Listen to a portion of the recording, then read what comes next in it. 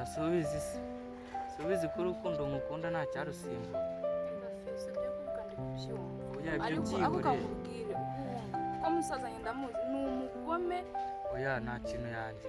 Nanjye wumve ko Nta yakubwiye kintu ngo yanjye. agiye Iki gihugu se ni iki? Nimba Nawe azakwica. Ntabwo yabikora. mani ndi kuvuga nyine ni ibyo byumva.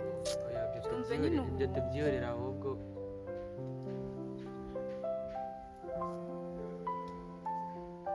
Mani by'indabo ntabwo bikirangana ibibazo umuntu ari. Ntabwo ubishaka? Ntabwo ushaka ururabo? We ndi kubwira situation turimo. Neze turabigenza gute?